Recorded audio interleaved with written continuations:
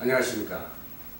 세계선교 신화 신대원 선생님 여러분, 저는 사도행전을 맡은 교수 백이철 목사입니다. 사도행전의 역사는 성령의 역사이며 살아계심의 역사였고, 하나님의 주관적인 섭리를 발견할 수 있는 생명의 역사입니다. 복음의 비밀과 진리를 깨닫고 자기 속에 함께 하신 하나님의 실체를 발견했던 전도자들은 주의 나라와 그의 의를 위해 자신의 생명을 던졌으며 오직 자기의 삶을 통하여 그리스도의 성호와 존귀케 되기를 갈망하였습니다. 주님의 부르심을 받아서 하늘 소망의 꿈을 향해 끊임없이 인생을 순례했던 전도자들, 주님의 지상 명령을 그들의 신앙이었으며 약속의 말씀을 내시는 불행의 부르짖음을 그들이 삶이었고 믿음이었습니다.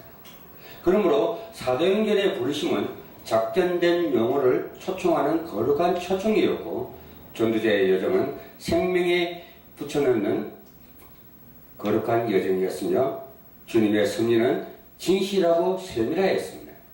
그럼에도 불구하고 사건 속에서 주님이 살아계심을 누리지 못하는 유대 백성들을 볼 때 오늘을 사는 우리들의 모습을 바라보는 것 같습니다.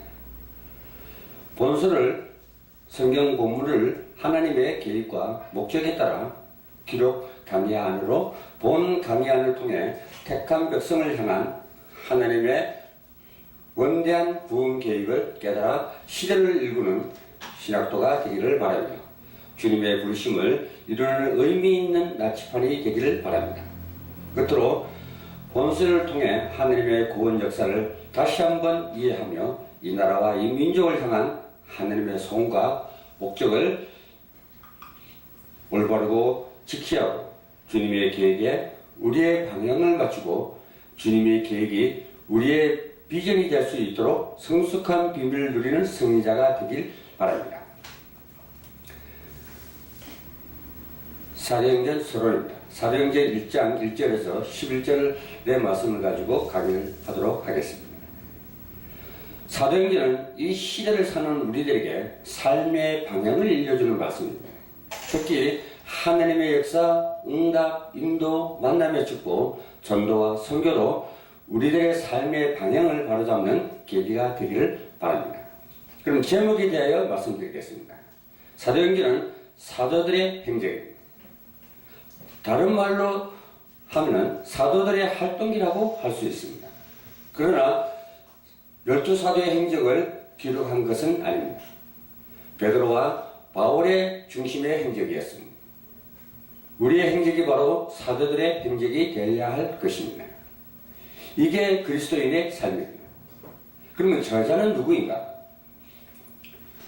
누가복음은 예수님의 공생애를 기록했고, 사도행전은 예수님의 부활 후 사도들의 행적을 기록했습니다. 그럼 사도행전의 내용을 한번 보도록 하겠습니다. 초대교회 설립과 예루살렘에서 복음 증거를 한 것이 사도행전 1장 1절에서 7장 60절까지 나옵니다. 유대와 사마리아에게 복음을 증거한 것을 8장 1절에서 12장 25절까지 기록하였습니다. 세 번째, 땅끝까지 복음 증거는 13장 21절에서 28장 31절까지 기록하고 있습니다. 그러면 사도행전의 특징을 한번 보도록 하겠습니다. 복음서와 서신서를 이어주는 교랑 역할을 하고 있습니다. 그게 의학 관련 용어들이 많이 나오는 것을 볼 수가 있습니다. 초대교회 운동의 핵심은 성령이 있음을 보여주는 것이었습니다. 그래서 사도행전을 성령행전이라고도 하고 있습니다. 성령이라는 단어가 39회 나오고 있습니다. 사도행전의 핵심은 교회를 통한 복음을 확장입니다. 사도행전은 우리가 걸어야 할 길입니다. 특히 전도와 선교의 전략이 기록되어 있습니다. 선교지에서 바울이 먼저 중직자를 세우고 그 다음 교육자 사도를 세웠음을 알 수가 있습니다. 예수님의 분부와 승천에 대해서 말씀드리겠습니다.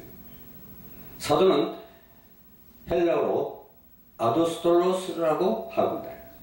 왕이나 권세자들로부터 고난을 이음받아 특정 공무를 수행하기 위해 파송받은 자라는 뜻입니다. 또는 보냄을 받은 자라는 뜻입니다. 그러나 성경신학적으로 볼 때 예수님으로부터 직접 가르침을 받은 12사도와 예수님의 승천 이후에 바울 사도만을 가르칩니다. 사도들의 7대 사역을 한번 보겠습니다. 첫 번째, 복음을 증거하는 것을 볼 수가 있습니다. 마태복음 10장 5절에서 7절과 마가복음 3장 14절에 기록되어 있습니다. 예수님의 증인의 역할입니다. 또 사도행전은 교회의 설립에 대해서 에베소서 2장 20절에서 말씀하고 있습니다. 말씀을 가리키라고 한 것이 사도행전 2장 42절입니다. 그래서 너희에게 분부한 모든 것을 가르쳐 지키게 하라. 모든 족속으로 제자를 삼으라고 마태복음 28장 18절에서 20절에서 말씀합니다. 교회의 감독입니다. 목회 방향을 세워서 이끌어 가라는 것입니다. 또 성도에 대한 권징이 고린도전서 5장 1절에서 5절까지 말씀하고 있습니다. 그러면 성경 본문을 한번 보겠습니다. 1절에 나오는 데오빌로는 누구입니까? 누가복음에는 각하, 누가복음 1장 3절에서 말씀하고 있습니다. 각하는 총독 이상의 관직에게만 붙이고 있습니다. 누가복음에서 데빌로에게 설명한 것이 무엇인가? 그 정답이 1절에서 3절에 나옵니다. 그러면 1장 1절 한번 보겠습니다. 데빌로여 내가 먼저 쓴 글에는 무릇 예수께서 행하시며 가르치시기를 시작하신부터 2절에는 그가 택하신 사도들에게 성령으로 명하시고 승천하신 날까지 이를 기억하노라.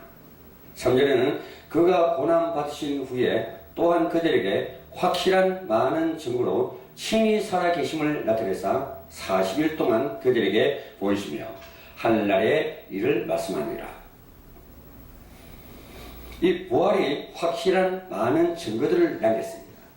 누가복음 24장 13절에 이하에 보면 엠마오로 가는 두 제자에게 보이셨다 했습니다. 또 사도행전 1장 9절은 부활의 증거입니다. 저희 보는 데서 올려져 가셨다 했습니다. 사도행전 10장 39절에서 41절까지는 하늘나라의 일입니다. 십자가의 죽으심과 부활에 대한 예수님의 증거를 기록하였습니다. 주님은 제자들에게 예루살렘을 떠나지 말라고 하셨습니다. 예루살렘은 구속사적인 측면에서 의미가 있는 것입니다. 첫째, 예루살렘은 아브라함이 이삭을 바친 모리아 산입니다. 그것이 창세기 20장 2절 14절까지 기록하고 있습니다.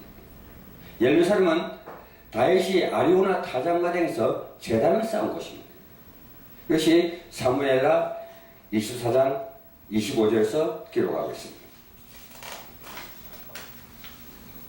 세 번째, 솔로몬이 이곳에서 성전을 건축했다 하고 역대하 3장 1절에서 기록합니다. 고로 예루살렘을 떠나지 말라는 하신 이유입니다. 첫째, 신앙적 열망을 끝까지 지키라. 둘째, 은혜의 장소에 머물러 하나가 되라. 왜 흩어지면 교회를 세울 수 없기 때문입니다. 첫째, 이곳에서 성령을 받아 복음의 중심지인 예루살렘에서 모든 족속에게 복음을 전파하기 위해서입니다. 그런데 제자들의 관심은 무엇이겠는가? 그래서 본문 6절 7절에서 말씀합니다. 그들이 모였을 때 예수께 여쭈어 이르되 주께서 이스라엘의 나라를 회복하심이 이때이니까 하니 이르시되 때가 시기는 아버지께서 자기의 고난에 주셨으니 너희가 알 바 아니요 하고 예수님께서 말씀하셨습니다. 이스라엘 나라의 회복에 관심을 가졌습니다. 나라의 문제입니다. 이스라엘 문제는 불신앙과 서민 사상이었습니다. 시기 문제가 그들의 주 가지자였습니다. 오직 심판과 징계는 하나님 주관권에 있다는 사실입니다. 선택받은 민족이라고 유대인들은 자기들만 공정휴교되는 것으로 지금까지 믿고 있는 것입니다. 그러나 예수님은 그보다 훨씬 더 큰 일을 계획하셨습니다. 그것이 사도행전 1장 8절에서 중요한 단어는 오직입니다. 나라 회복 때의 시기 같은 것에 관심 가지지 말고 오직 한 가지에 관심 가지라는 것입니다. 오직 성령의 능력을 드리고 사역하는 것에 초점을 맞추라. 두 번째, 오직 권능으로 즉 초월적인 하나님의 능력을 받으라 하는 것입니다. 오직 증인은 그리스도의 증인이라야 하는 것입니다.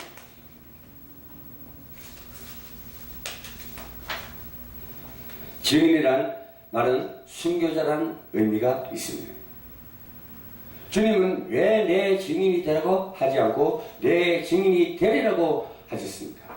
이것은 복음 사역의 주체는 인간이 아니라 성령의 역사이기 때문에 성령이 임하면 전도는 되어진다는 것입니다. 우리는 도구의 주체가 아니라는 것입니다. 예수님의 성천에 대해서 9절에서 11절에 말씀하고 있습니다. 그들이 보는 데서 올라가신다 했습니다. 이 말씀을 마치고 그들이 보는 데서 올라가시니 했습니다. 천사들의 말이 11절에 기록되었습니다. 이르되 갈릴리 사람들아 어찌하여 서서 하늘을 쳐다보느냐. 너희 가운데 하늘로 올려가신 이 예수는 하늘로 가심을 본대로 오시리라 하였느니라. 그리고 우리 전도자나 선교사나 그 원칙이 있습니다. 전도자는 하늘인 나라의 도래 시기는 하나님 주관과 뜻에 맡기고 오직 맡겨진 사명에만 충실해야 할 것입니다. 전도자는 반드시 성령의 능력을 덧입어야 합니다. 그 사명을 감당할 수 있습니다. 내가 하나님의 말씀과 성령이 지속적으로 임하게 하는 축복을 누려야만이 전도자가 살고 선교사가 삽니다. 내가 힘이 없으면 선교지에서 피할 수밖에 없습니다. 선생 여러분, 전도자의 삶을 충분히 누릴 수 있도록 하나님께 성령 인도를 받을 수 있고 동행하는 삶을 살 수 있도록 기도하시길 바라겠습니다. 사도행전 1장 8절을 보면은 오직 성령이 너에게 임하시면 너희가 권능을 받고 했습니다. 너희는 온 유대와 사마리아 땅끝까지 이르러 내 증인이 되리라 했습니다. 그리고 세상 끝날까지 너희와 함께 하리라 했습니다. 이 대단한 축복입니다. 오직 하나님의 자녀들만이 누릴 수 있는 특권입니다. 그래서 마태복음 28장 18절에서 20절 주신 말씀도 큰 권능입니다. 하늘과 땅의 모든 권세를 주셨으니 너희는 가서 모든 족속으로 제자를 삼아 아버지와 아들과 성령의 이름으로 세례를 주고 너희에게 분부한 모든 것을 가르쳐 지키게 하라 했습니다. 이것은 하나님의 자녀에 대한 신분과 권세를 누리는 대단한 하나님의 권능입니다. 전도자는 복음을 가까운 데서부터 먼 곳으로 전해야 합니다. 레드오션과 블루오션입니다. 이것이 바로 우리가 처해 있는 곳이 바로 황금의장입니다. 가까이 바닷가에 가면 사람들이 왕래가 많기 때문에 고기들이 있다 하더라도 잔잔한 고기들만 있을 겁니다. 근데 깊은 곳, 먼 바다로 나가면 사람 왕래가 적기 때문에 큰 고기들을 잡을 수가 있습니다. 그래서 예수님은 베드로를 보고 깊은 바다로 나가라 한 이유가 바로 거기에 있습니다. 아무리 어부 생활을 몇십 년을 했다 하더라도 그 길을 알지 못하면 찾아가지는 못합니다. 그래서 우리는 성경 속에서도 우리에게 얼토당토하는 하나님의 명령을 많이 받은 걸 볼 수가 있습니다.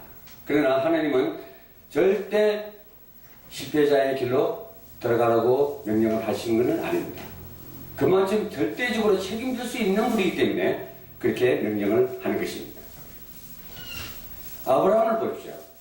왜 잘 살고 있는 집에서 갈대아 우르를 떠나라고 했겠습니까? 거기에 있으면 죽을 수밖에 없기 때문에 떠나라고 하는 것입니다. 전도자는 민족이나 인종, 신분에 관계없이 증거를 해야 됩니다. 이건 왜? 하나님의 입장에서 보면 똑같은 백성들이고 전도의 대상들이기 때문입니다. 전도자에게는 기쁨과 소망이 약속되어 있습니다. 이것이 생명의 멸발이라는 뜻입니다. 여러분의 예루살렘은 어디십니까? 그곳에서 성령을 체험하고 있는 것입니까? 우리의 신앙관, 생각, 마음 매우 중요합니다. 오직 예수가 그리스도라는 것만 바라보면서 우리는 가야 할 것입니다. 여러분의 관심은 무엇입니까? 제자들처럼 자기들 문제에 집중하고 있지는 않습니까? 하나님의 나라에 관심은 있으십니까? 여러분은 오직 증인의 복을 누리시기를 소원하십니까? 그렇다면 전도 제성자가 분명히 나와야 합니다. 예수님이 다시 재림하는 날까지 그리스도의 증인을 사시길 바랍니다. 사도행전 1장 12절에서 26절에는 성령 충만한 베드로의 근면이라고 나와 있습니다. 선생 여러분, 성경을 깊이 있게 보아야 합니다. 그러기 위해서는 성경을 공부를 해야 하며 성경적 가르침을 받아야 합니다. 성경은 부분적으로만 보면 신학적 오류에 빠집니다. 그러므로 전체를 보면서 부분을 보고 부분을 보면서 전체를 보아야 할 것입니다. 예수님의 승천 이후 제자들에게 첫 번째 한 것입니다. 사도행전 1장 13절에 보면 저희 요한은 달에게 올라가니, 이게 아주 매우 중요한 말입니다. 예수님의 말씀을 듣고 바로 모였고 기도에 전념했습니다. 기도에 전념했다는 말은 기도에 집중이 되었다는 얘기입니다. 당시에 교회의 배경은 핍박의 시대였고 환란의 시대였습니다. 시대의 배경도 환란과 핍박이 늘 있어 왔습니다. 그러나 초대교회는 특히나 더 심한 핍박을 받았습니다. 그들은 메시지를 붙잡았습니다. 늘 모임은 기도했습니다. 교제를 나눴습니다. 전도 현장을 파고들었습니다. 이것이 세계를 장악한 주님의 방법이었 것입니다.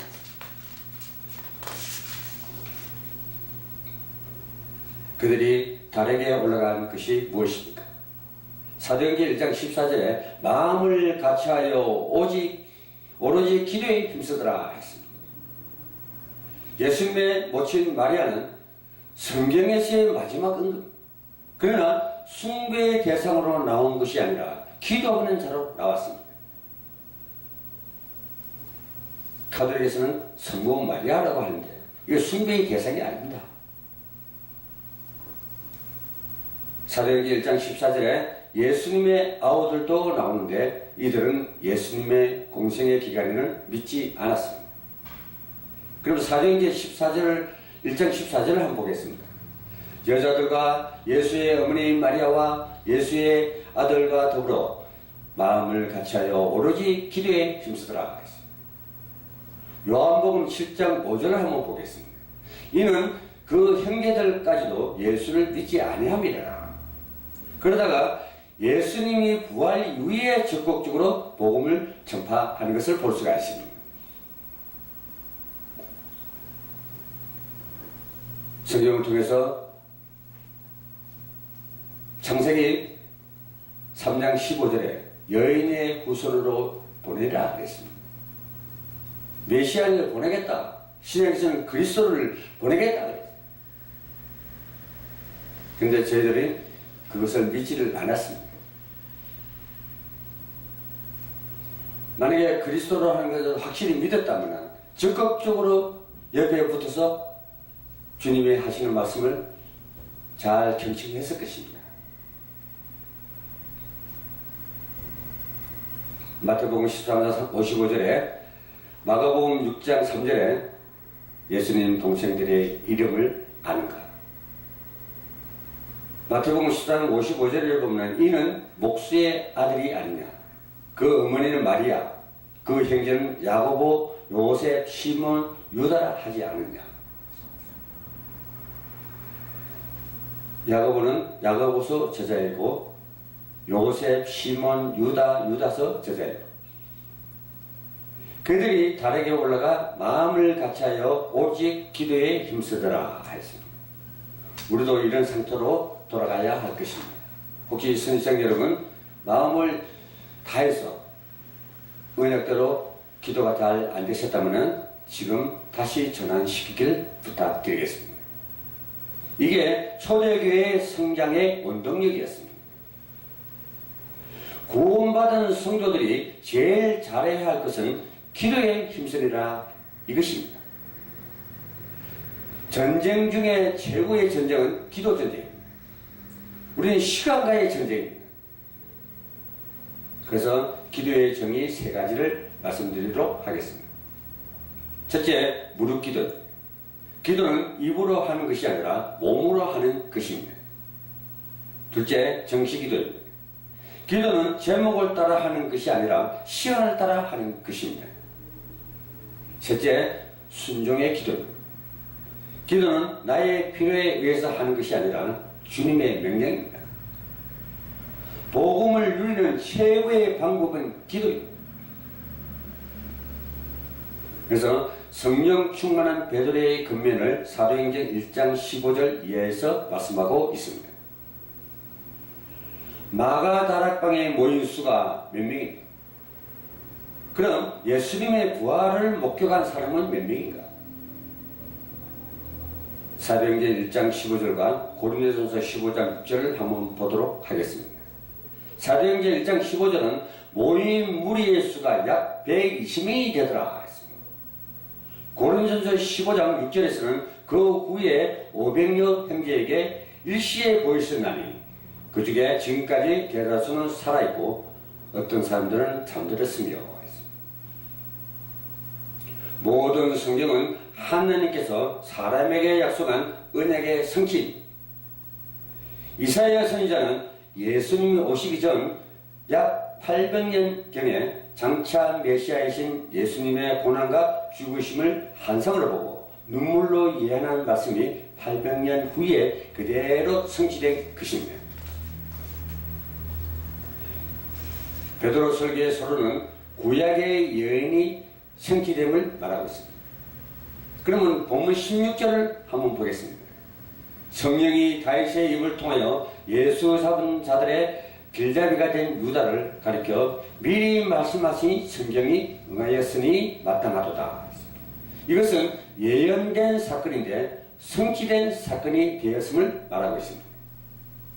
지금도 성경은 그대로 성취되어 가고 있습니다. 그래서 구원에 이르지 못한 인물이 하나 있죠. 구원에 참여치 못한 바로 가룟 유다입니다. 사도행전 1장 17절에 20절에 말씀하고 있습니다. 17절을 보면 이 사람은 본래 우리 수 가운데 참여하여 직무의 한 부분을 맡은 자였더라. 이 사람이 불의의 싹으로 받은 밭을 사고 후에 몸이 곤두박질하여 배가 터져 창자가 다 흩어져 나오지라. 19절에 보면 이 일이 예루살렘에 사는 모든 사람에게 알려져서 그들의 말로는 그 밭을 아겔다마라 하니 이는 피밭이란 뜻입니다. 20절에는 시편에 기록되었을 때 그의 거처를 황폐하게 하시며 거기에 거하는 자가 없게 하소서 하였고 또 이르시되 그 직분을 타인에게 취하게 하소서 하였습니다. 한 직무를 맡은 자임을 그 무슨 직무를 맡았는가? 12사도 가운데 회계를 맡은 일을 본 자입니다. 신임을 받은 자였으며 결국 자신의 물력으로 예수님을 은 30냥에 팔았던 것입니다. 교회에서 신임을 받는 자가 위험할 수도 있습니다. 교회의 신임을 받은 자는 두 가지가 필요합니다. 이제 정직과 경솔입니다.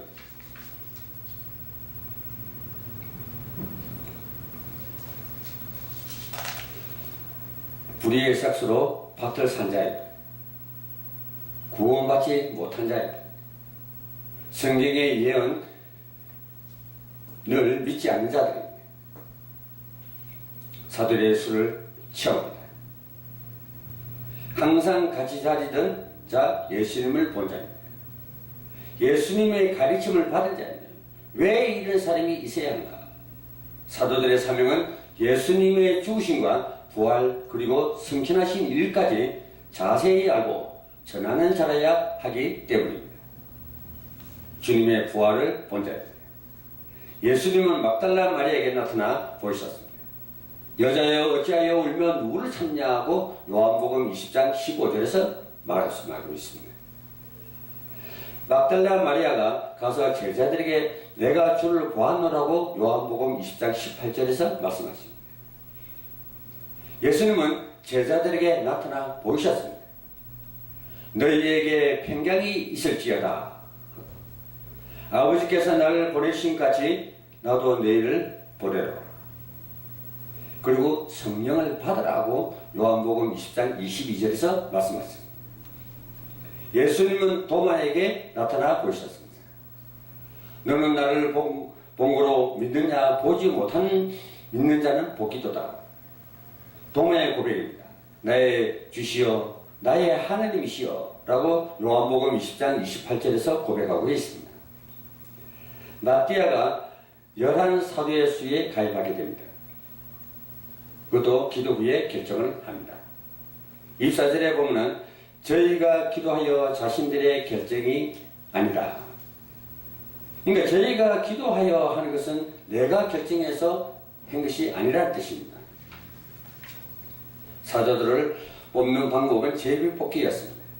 제비뽑기는 유대인들이 하나님의 뜻을 묻는 방법으로 잠언서 16장 33절과 레위기 16장 7절 10절에서 제비뽑기에 대해서 그 내용을 말씀하고 있습니다. 나의 성령 충만은 어디서 이루어지고 있습니까? 제자들은 기도에 올인함으로 성령의 충만함을 얻었습니다. 그렇다면 우리는 무엇을 해야 하겠습니까? 첫째, 개인 기도 시간을 반드시 가지십시오. 구약을 보는 눈이 열리게 됩니다. 우리도 기도가 먼저 회복되어야 할 것입니다. 성경을 볼 줄 알아야 사역이 이루어집니다. 하나님의 방법으로 새로운 사도를 뽑는 것처럼 우리에게 있는 인본지를 버려야 합니다. 성령 충만한 베드로의 모습이 오늘 우리의 모습이 되기를 기도하고 부탁드리겠습니다. 그 다음 강의 시간은 사도행전 2장 1절에서 21절까지 성령 충만한 베드로의 오순절 설교를 강의하도록 하겠습니다. 대단히 감사합니다.